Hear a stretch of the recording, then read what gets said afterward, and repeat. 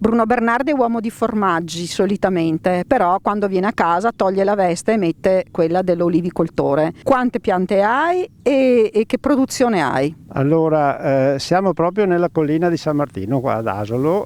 Le cultivar sono varie, abbiamo le varietà storiche Asolana e Grignan che hanno oltre 100 anni, sono piante importanti, piante alle quali tengo moltissimo perché sono legate ai miei genitori.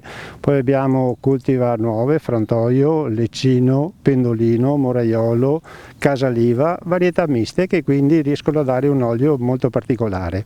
L'oliveto, come ho detto, una parte è molto vecchia, una parte è più giovane, ha 5-6 anni, e quindi cerchiamo con le 1450 piante di creare un olio che dia le soddisfazioni sia a noi che anche ai consumatori, che lo apprezzano moltissimo.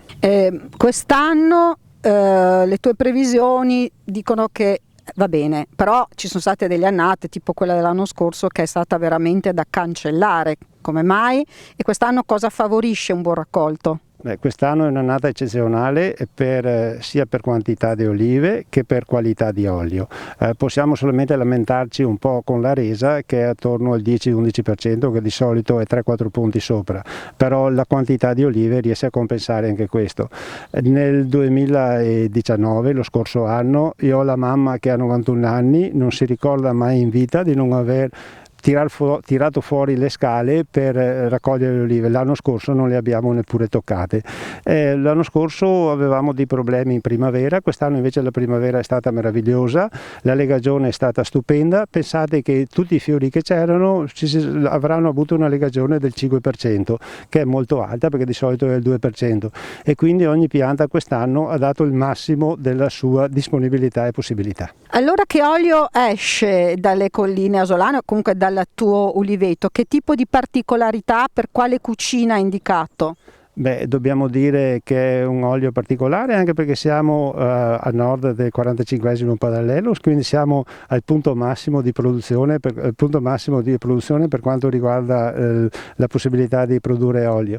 Dobbiamo dire che l'olio delle colline asolane, ma possiamo dire anche di tutto il Veneto, ha una particolarità: è un olio medio fruttato medio, si presenta molto bene con dei profumi particolari di mandorla, di erba fresca, di carciofo quest'anno, che di solito il profumo del carciofo è negli oli meridionali, invece quest'anno è con noi, quindi molto profumato, e ha proprio un'armonia fra il piccante e l'amaro finale che ti lascia in bocca quel gusto particolare che vuoi assaggiarne ancora.